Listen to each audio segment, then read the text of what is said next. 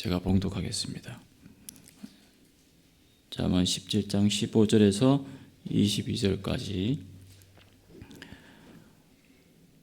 악인을 어렵다 하고 의인을 악하다 하는 이 두 사람은 다 여호와께 미움을 받느니라. 미련한 자는 무지하거늘 손에 값을 가지고 지혜를 사려함은 어찌 민고. 친구는 사랑이 끊어지지 아니하고 형제는 위급한 때를 위하여 낳느니라. 지혜 없는 자는 남의 손을 잡고 그의 이웃 앞에서 보증이 되느니라. 다툼을 좋아하는 자는 절과를 좋아하는 자요 자기 문을 높이는 자는 파괴를 구하는 자니라. 마음이 굽은 자는 복을 얻지 못하고 혀가 패역한 자는 재앙에 빠지느니라. 미련한 자를 낳는 자는 근심을 당하나니 미련한 자의 아비는 낙이 없느니라. 마음의 즐거움은 양약이라도 심령의 근심은 뼈를 마르게 하느니라. 아멘. 오늘 그 본문은 17장 15절에서 28절까지고 제가 봉독한 것은 15절에서 22절까지인데 오늘 본문을 좀 제대로 이해하려면 17장 전체를 아우르는 주제가 무엇인지를 파악하는 것이 굉장히 중요합니다. 그래서 오늘 제가 어제 조 목사님 일단 17장 1절 가지고만 하셨는데 제가 17장 전체를 좀 다루면서 17장 그 주제를 파악하고 오늘 본문을 같이 이해하는 것이 좀 낫겠다 싶어서 전체적인 면을 함께 그렇게 보면서 오늘 본문을 좀 다루기를 원합니다. 17장 전체의 주제는 1절이라고 볼 수 있어요. 1절 보시면 마른 떡 한 조각만 있고도 화목하는 것이 제육이 집에 가득하고도 다투는 것보다 나으니라 이렇게 말씀하시면서 화목과 다툼을 대비하면서 화목한 삶을 살 것을 강조하고 있습니다. 그래서 17장 전체를 이렇게 아우르는 하나의 주제는 화목이죠. 화목해야 된다. 그래서 화목이 곧 지혜의 한 단면이고 화목하는 것이 하나님이 참 기뻐하시는 그런 삶이다라는 걸 알 수 있습니다. 화목이 왜 지혜일까요? 그죠? 왜 하필 화목일까? 다툼에 대한 답이 화목이라서 화목을 제시하고 있는 건지 아니면 다른 이유가 있는 건지 또 다른 이유가 있다면 무엇에 대한 답이 화목인가 하는 것들을 한번 저희들이 함께 좀 고민하면서 말씀을 함께 나누기를 원합니다. 그것은 다름 아닌 돈이라고 저는 생각합니다. 하나님께서 17장 전체를 화목을 강조하고 있는 이유 중에 하나가 바로 돈에 대한 어떤 그 이유인 거죠. 다시 말하면 돈이 가치 중립적이고 돈이 주는 어떤 굉장히 좋은 점, 긍정적인 면도 많겠지만 돈이 가져다 주는 부작용, 어떤 그 해악성도 만만치 않거든요. 그러한 돈의 부작용에 노출된 세상, 돈의 해악성이 판을 치는 그런 세상 속에서 우리 그리스도인들은 하나님을 믿는 백성들은 어떤 지혜를 가지고 삶을 살아야 될 것인가? 그러한 돈의 부작용, 해악성을 대한 어떤 안전장치를 어떤 것을 가지고 있음으로써 그것에 대해서 저희들이 대비하고 대적할 수 있을까? 그것은 다름 아닌 화목이라는 거죠. 이것이 지혜라는 겁니다. 그래서 저는 돈을 대하는 지혜로운 태도가 필요합니다라는 제목으로 그 이유를 좀 더 자세하게 살펴보면서 말씀을 함께 나누기를 원합니다. 돈을 대하는 지혜로운 태도가 필요합니다. 5절 보겠습니다. 5절 보시면 가난한 자를 조롱하는 자는 그를 지으신 주를 멸시하는 자요라는 말씀이 나오죠. 그죠? 가난한 자를 조롱합니다. 없는 자를 조롱해요. 가난한 자를 조롱하고 없는 자를 조롱합니다. 가난한 게 인격입니다. 가난이 인격이고 가난한 게 죄고 가난한 사람은 무시당하는 세상입니다. 요즘 그 초등학생들이 어느 정도인지 아십니까? 어느 정도냐면 친구한테 물어요. 야, 너 몇 동에 살아? 아파트 몇 동에 사니? 물어요. 그러면 나 아파트 안 사는데 빌라 사는데 그러면 뭐라 그러냐면 야, 얘 빌라 산대. 다른 데 가서 놀자. 누구한테 배웠겠어요? 어른들한테 배웠겠죠. 예. 그러한 어떤 그 사람을 바라보는 그런 관점, 어떤 그런 물질적인 어떤 그런 가치관에 대해서 그러한 가치관을 갖고 있다면 그 아이가 어떻게 성장해 갈 것인지 우리는 안 봐도 뻔하게 어떤 우리가 알 수 있지 않습니까? 예. 돈으로 사람을 판단하고 돈으로 그 사람의 인격까지 대할 수 있는 어떤 그러한 태도를 가지고 있다면 과연 우리가 하나님을 믿는 사람이라고 말할 수 있는가 하는 거죠. 그래서 19절 보겠습니다. 19절 보면 후반절 보시면 자기 문을 높이는 자는 파괴를 구하는 자니라 그랬습니다. 자기 문을 높이는 자가 됩니다. 그런 사람들은 궁극적으로 자기 문을 높이는 자가 된다고 이야기를 하고 있어요. 현대인의 성경은 부를 자랑하듯 대문을 높이는 사람은 이렇게 나와 있고 새번역 성경은 패가 망신을 원하는 사람은 집을 지장하기를 좋아한다 이렇게 번역을 해놨어요.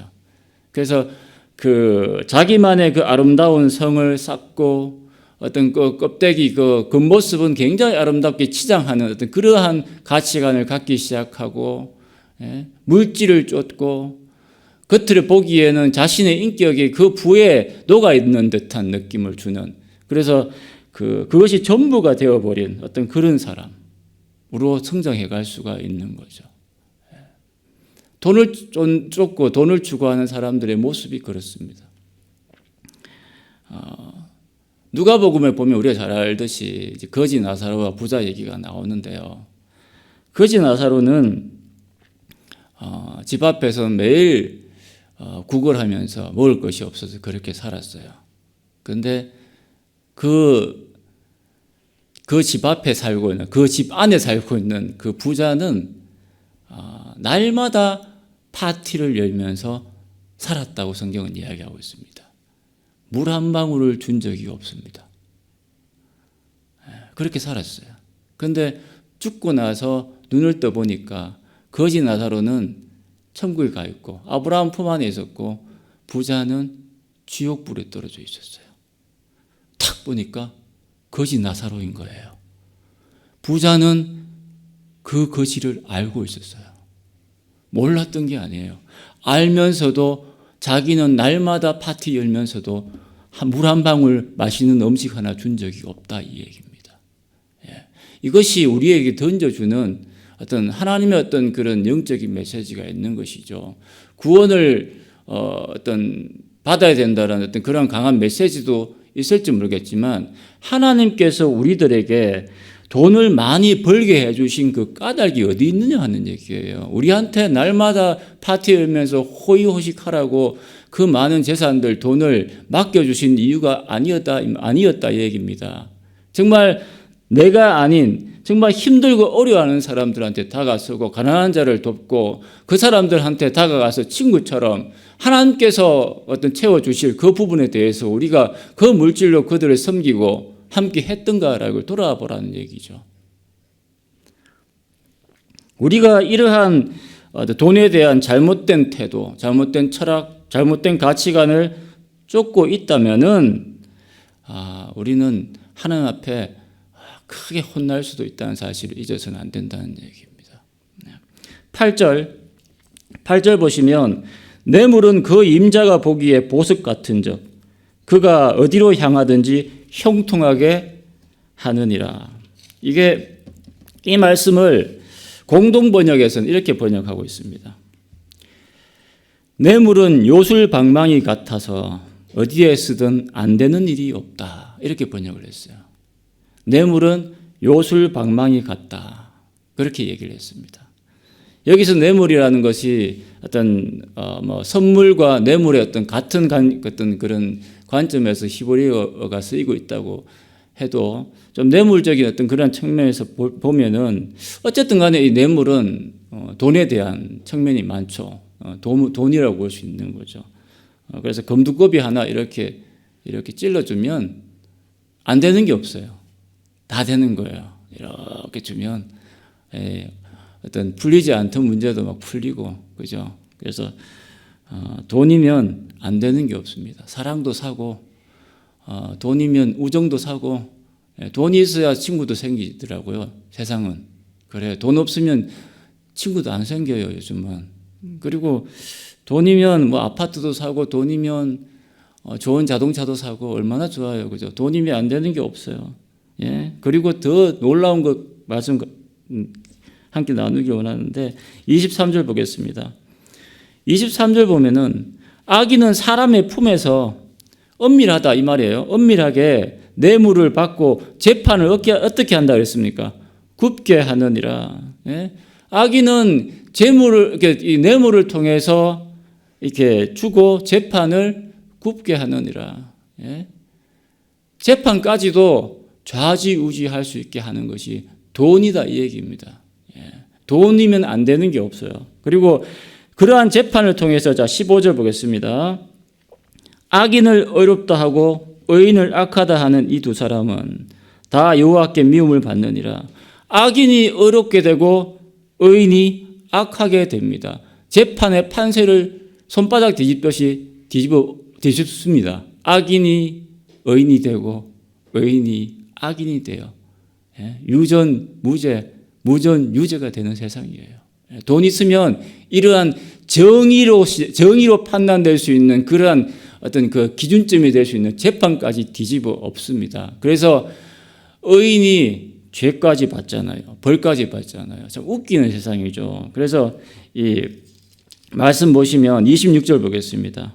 의인을 벌하는 것과 귀인을 정직하다고 때리는 것은 선하지 못하니라. 그래서 재판까지 왜곡시킬 수 있는 것이 바로 돈이다 얘기입니다.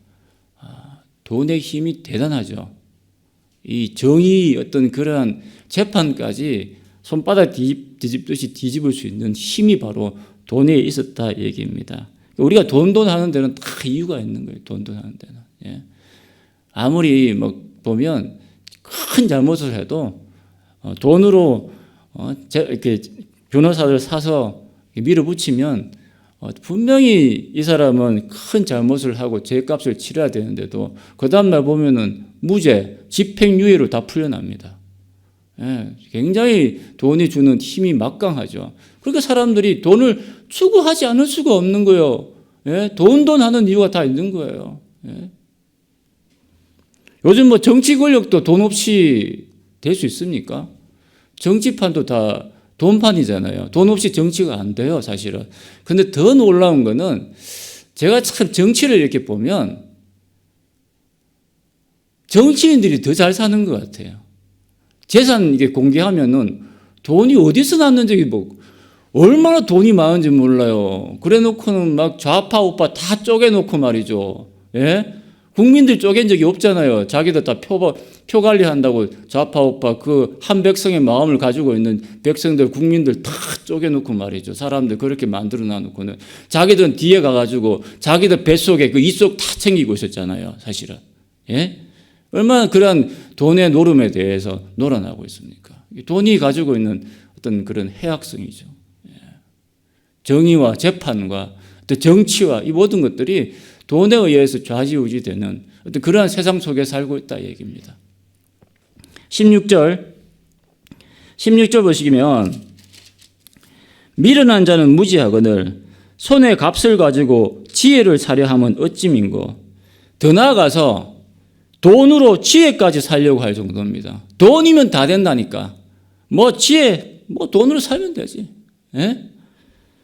돈이면 안 되는 게 없다고 생각하니까 지혜도 돈이면 된다고 생각하는 거예요. 인간답게 사는 것, 하나님 잘 믿는 것, 예수님 잘 믿는 것, 돈이면 돼. 이렇게까지 얘기한다는 말이에요. 예수 잘 믿는 것, 돈이면 돼. 돈이 있어야지 선교도 하고, 돈이 있어야지 건축도 하고, 돈이 있어야지 교회 운영도 되지 않겠냔 말이에요. 돈 없이 돼? 이렇게 얘기하는 거죠. 돈이면 예수님 잘 믿을 수 있어. 이렇게까지 얘기하는 거죠. 그 사람을 향해서 16절은 무엇이라고 이야기하고 있는지 우리 똑똑히 보셔야 됩니다. 미련한 자라고 이야기하고 있습니다. 그러한 돈에 대한 철학을 갖고 있는 사람은 어떤 사람이다? 미련한 자다. 그리고 그 미련한 자는 어떤 상태에 있다? 무지하다. 뭘 몰라도 한참 모르는 사람들이 그렇게 얘기한다는 거죠. 돈에 대한 잘못된 철학, 돈에 대한 부작용, 돈에 대해서 그런 식의 철학을 갖고 있으면서 어떤 세상을 대하고 하나님을 대하고 있다 이 얘기입니다. 18절 말씀 보겠습니다. 지혜 없는 자는 남의 손을 잡고 그의 이웃 앞에서 무엇이 되느니라? 보증이 되느니라. 그렇지 않습니까?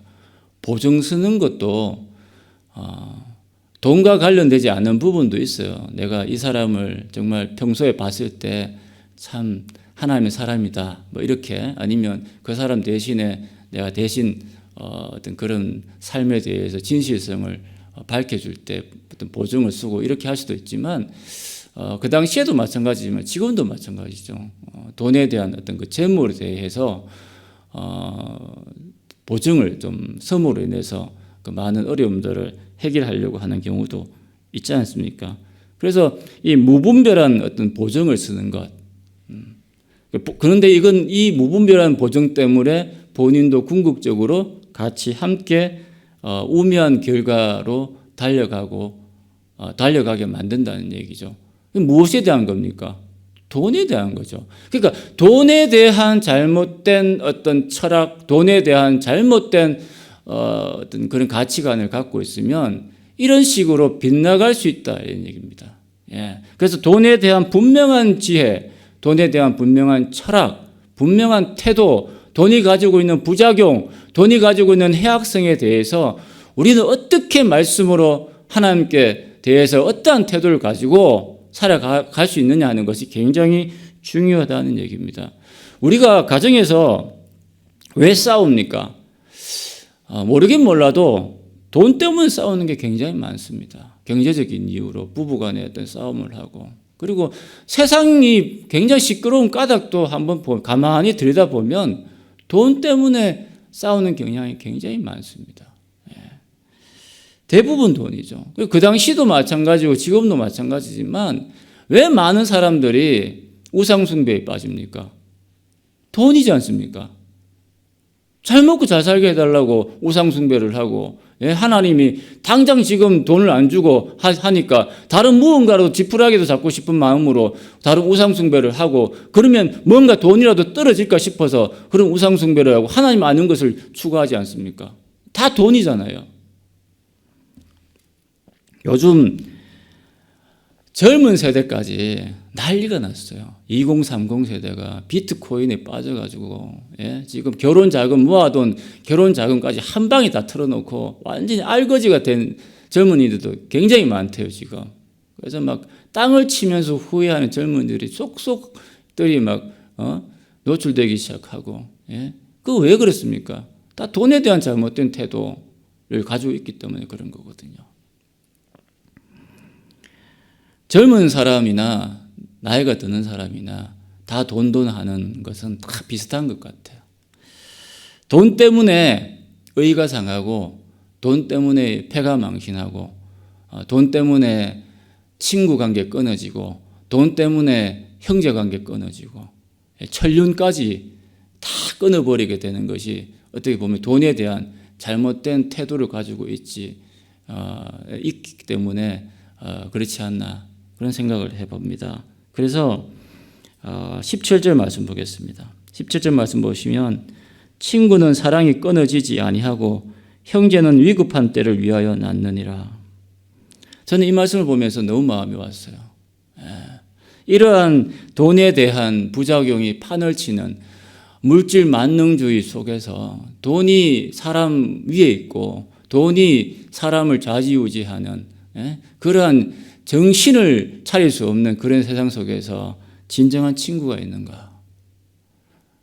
형제가 있는가?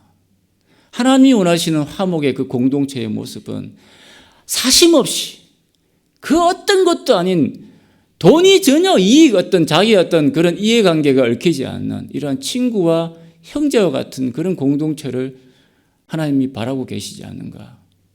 저는 우리 성도들을 바라보면서 우리 교회를 바라보면서 이러한 공동체를 꼭 만들었으면 좋겠다.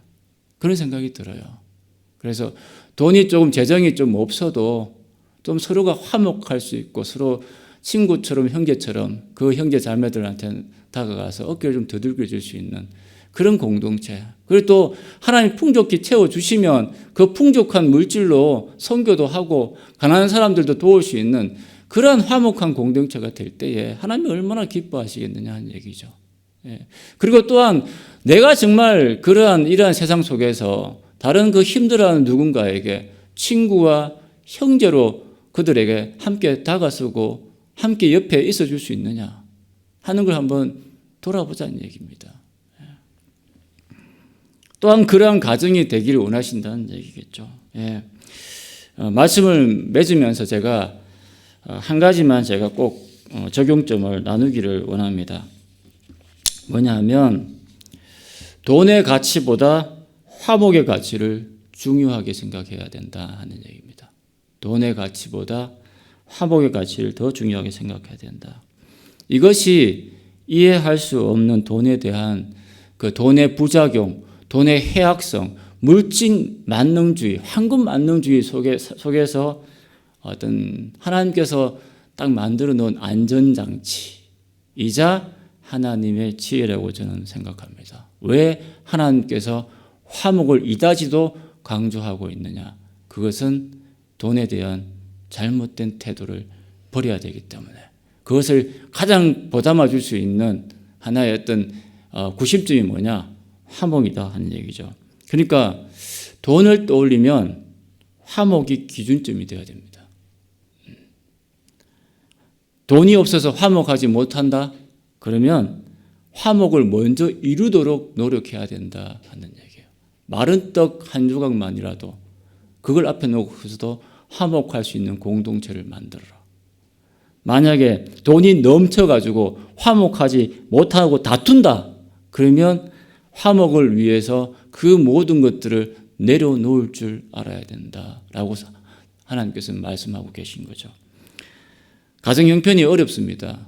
맨날 부부싸움 합니다. 그럼 기운 빠지고 일할 맛 안 나고 집에 들어가기 싫죠. 들어가면 맨날 싸우니까. 뭐 다툰다고 해결되는 게 아닌데 다퉈요. 그것에 익숙해요. 다투면 해결점이 나옵니까? 안 나오잖아요. 그런데 대신에 아내가 남편한테 여보 요즘 많이 힘들지요. 힘든 건 저도 다 압니다. 무엇보다 건강 잃지 않도록 하세요. 하나님께서 다 인도하실 거야 여보. 힘내세요. 그렇게 이야기 한마디 해주면 남편이 어떤 생각이 들 것 같아요? 이게 화목한 가정의 모습이에요. 이렇게 만들어가면 그 속에서 없던 힘이 생기잖아요. 거기에서 어떤 경제적인 회복의 힘이 생기잖아요. 반면에 돈이 엄청나게 많아. 맨날 싸워 그런데 아버지 유산 누가 더 많이 가져가느냐. 이것 때문에 다투잖아요. 급기야 어느 정도까지 어느 지경에 이르기까지 하냐면 칼부림까지 납니다. 형제들끼리. 그 집안 다 죽더라고요. 보니까. 나중에 남는 게 없어요. 사람들이. 얼마나 어리석습니까? 왜 그러한 지경에 이르릅니까? 화목을 이루지 못했기 때문에 그리고 화목을 이루지 못했기 때문에. 그래서 하나님께서는 돈에 대한 그 부작용, 해악성에 대한 그 마지노선을 꺼놨는데 그게 뭐냐 하면 화목할 만큼만. 오늘 말씀을 보면 화목을 이루지 못하는 그 돈에 대한 경제적인 어떤 그 모든 어떤 부작용, 해악성들은 다 내려놓을 줄 알아야 된다. 예. 무엇보다 하나님이 원하시는 것은 화목이다.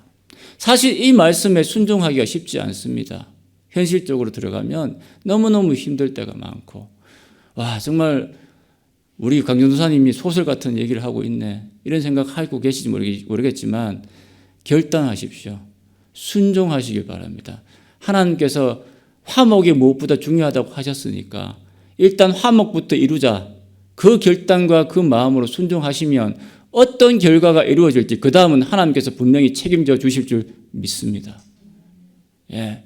그래서 그러한 속에서 우리가 하나님께 영광이 돌리고, 예, 하나님이 원하시는 삶을 살 수 있지 않느냐. 이것이 바로 지혜라는 것이죠. 하나님의 지혜에 대해서 다시 한번 우리가 돌아보고 그 화목에 대해서 한번 돌아볼 수 있는 어떤 이 시간이 되기를 원합니다. 예, 기도하시겠습니다.